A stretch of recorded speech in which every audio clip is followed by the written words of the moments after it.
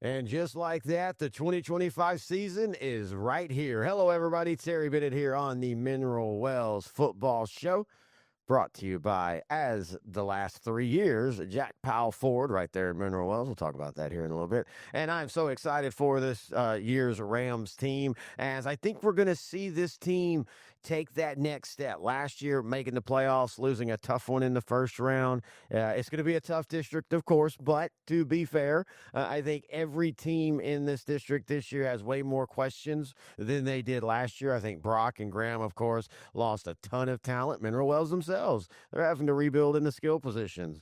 So it's going to be a fun 3-4A Division II this year. And don't forget about Bridgeport. And, of course, Eagle Mountain year two. Again, this is a fun district, but this is a tough district. But I think Mineral Wells is going to entrench themselves as a perennial playoff contender. It's going to start this year. All right, so what we do on these shows, if this is the first time you've ever heard one, I'm going to be talking each and every week to Coach Cody Worrell, the head coach of the Rams. And we'll talk about the week that was, the week that is. We'll talk a little JV. We'll talk a little coaching philosophy, talk the district, talk the region. We just have a lot of fun on these coaches' shows.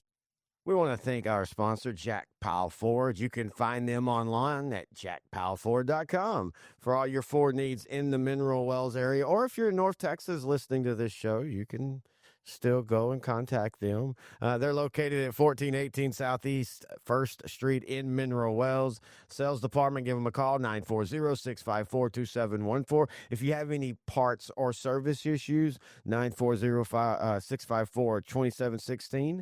And also, the great thing is, in today's world, you can just go to their website, jackpowellford.com, and you can look at all their specials. You can even get pre-qualified. You can even start the financial process online before you've even stepped onto the car lot. That's the great thing about Jack Powell Ford. And the other great thing is he's the sponsor of this show. All right, we're going to take a break. When we come back, it's the head coach of the Rams, Coach Cody Worrell, as we're going to talk the first game of the season, what are his thoughts going into the season, and so much more. Here at L4 Media, we talk high school football, 4A, 3A, and 2A in Texas. We talk East Texas sports. We talk NFL, guy talk, movie, and booze. We also talk wrestling and so much more. And you can see it all on our YouTube channel at L4 Media Company. Like and subscribe. Terry Bennett back here on the Mineral Wells Football Show. Now joined by the head coach of the Rams, Coach Cody Worrell. And, Coach, first off, welcome to the new season. Are you excited? Oh yes, excited. It came. I mean, I felt like it came here faster than it felt like any other year. The summer just flew by and went right straight into fall camp, and kids have gotten after it, got through two scrimmages, and ready to play that first game. All right. Well, it is year 3 of you being there. First year, y'all were 4-5. Last year, 7-4. Lost a tough playoff game in the first round. Before we get into this year, just where do you feel this program is starting your third year? Yeah, no, I think we're in a good spot right now. We've got, our junior high numbers have really increased. We've got right around 80 eighth graders in football and 45 seventh graders, and those numbers are up, and our JV numbers are up as well. And I like where we're at as a program right now. And like I said, it's just little by little, just trying to improve each and every year, each and every off season, and getting these kids ready to play for the fall. Do you feel like the young ones and the ones that have been on varsity since you got there, do you feel like they're starting to understand what you and your coaches want from them?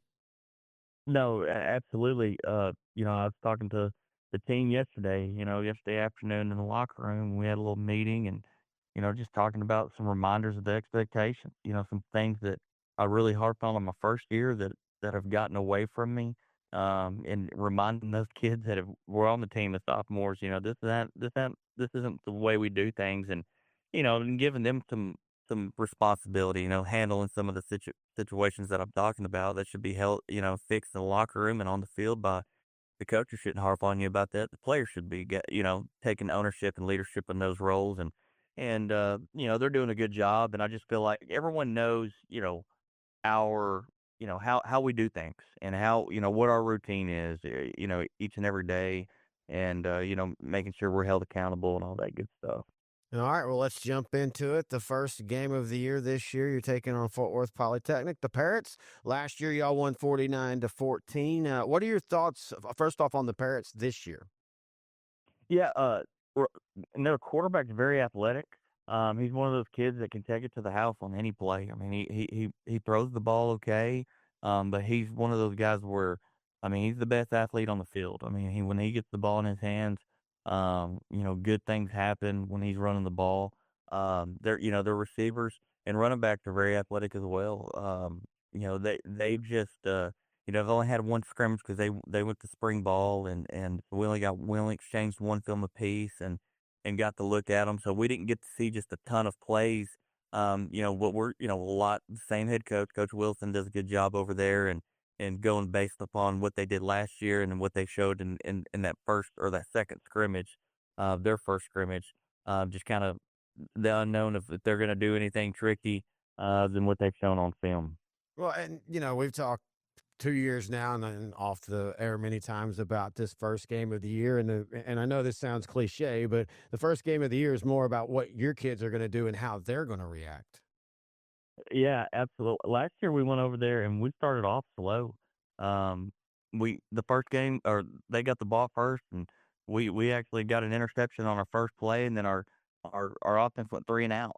And we ended up scooping and scoring on defense the next series and then it took us a while. We went on like an 8 or 9 play drive on the second drive of the game, and we were just floppy. We had a lot of penalties last year, in that first game, holding penalties, offside penalties on defense, and, those are little things that you would think happen in week 1 that we're gonna try to, fix going into this year, into this first week. We just wanna play a sound, disciplined game. You talked about how Poly switched back to spring ball, and that's kind of become a topic again because a few schools have been doing that. What do you? I know what you prefer because of what you do, but what are your thoughts on teams moving back to spring ball? And I don't really know, to be honest with you. I'm not an expert in that field. I've never been at a place that has spring football, and so, but I've talked to multiple coaches, and half of them love it, and the other half of them hate it. And I just think it depends completely on what you have coming back. I look at what South Lake's doing. They chose not to go through spring ball this year, but they've got a lot of questions answered because they got a lot of guys coming back, Yeah. and I think that that's kind of key. I think it's one of those year to year things, where you see your guys fitting. If you've lost a lot, the previous year from a senior class, I think it probably benefits you to have spring practice to answer some questions going into the fall or going into the summer and going into the fall.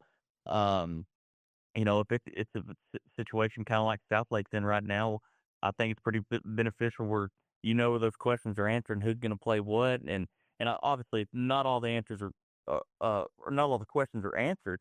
They're still gonna have to replace guys, I'm sure, at different spots, but not as many, and so I just think that it's kind of a year-to-year thing on spring ball versus non-spring ball. Okay, to help the fan here and pull things back, a couple questions about that, if you don't mind. First off, do you have a date that y'all have to declare?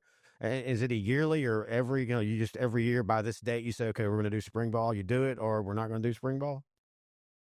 I'm not 100% sure on that, but I'm not 100% sure, and the only reason why I'm not 100, like I said, I've never been a part of a program that had spring Yeah. football, but I'm almost certain that you have to declare or I don't think that there's a certain date to answer your question. I just think that if you opt in, you know that you're going to start your second week of, 2 days, in and, or the second week of fall camp is when your start date is, and you get, only one scrimmage going into that first week.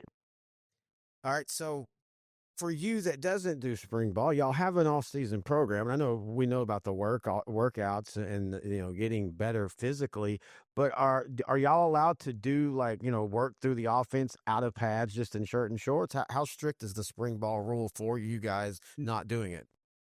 Yeah, usually after district track meet, regional track meet, we'll go out. To answer your question, yes, you can. I mean, teams do it. They'll work in shorts and t-shirts. Absolutely no helmets, no pads or anything like that. But you can work through your offense and your defense and just lining up purposes and working some stuff, on air. And but you only can do that during the athletic period. And so, like for us, our first period athletics, we'll come in at 8 o'clock. You usually start at, we're talking about 30 minutes because our kids got to shower, get ready for school for second period and eat breakfast and all that stuff. So, we're usually there, we get off the field at, 8:45 and let those kids have about 20 minutes to get showered, changed and go to class. But yeah, no, it's beneficial late in the spring. I'm still old school, still love those kids running track workouts all spring long. And then after that district track meet, after that regional track meet, we'll start doing some football stuff in the period. Here at L4 Media, we talk high school football, 4A, 3A, and 2A in Texas. We talk East Texas sports. We talk NFL, guy talk, movie and booze. We also talk wrestling and so much more. And you can see it all on our YouTube channel at L4 Media Company. Like and subscribe. Terry back here on the Jack Powell 4 Mineral Wells Football Show. As always, thanks to Coach Cody Wall for joining us. And I talked about, we don't always just talk about on the field, as in that interview. We talked a little bit about the difference in spring ball and two-a-days. And he mentioned track, which we're going to bring up some more later on this season because I feel like track has kind of become revitalized for a lot of coaches. Just talking to different coaches across 4A, 3A, and 2A, track has gotten brought up more and more. In fact, on the Pilot Point Coaches Show, which is Cody's dad, Chad, we got into that topic and how important he feels track is to a football program and how it helps a football player become a better football player. But hey, this is going to be a good, interesting start. Polytechnic supposed to be better than they were last year. I still think Mineral Wells is a 2-touchdown favorite, but hey, it's the first game of the year. You never know what's going to happen. Guys that will end up making all districts and all states, this will be their first snaps of their career, and they're going to have some moments where they're out of position or the game's a little too fast for them, but that'll eventually start to slow down and you'll start to see the talent prevail. And I think that's how that's going to work this year for the Mineral Wells Rounds. If you have any questions, thoughts, or comments, all you got to do is email me, txbroadcaster75@gmail.com. And until next week, this has been the Jack Powell 4 Mineral Wells Football Show right here on L4 Media.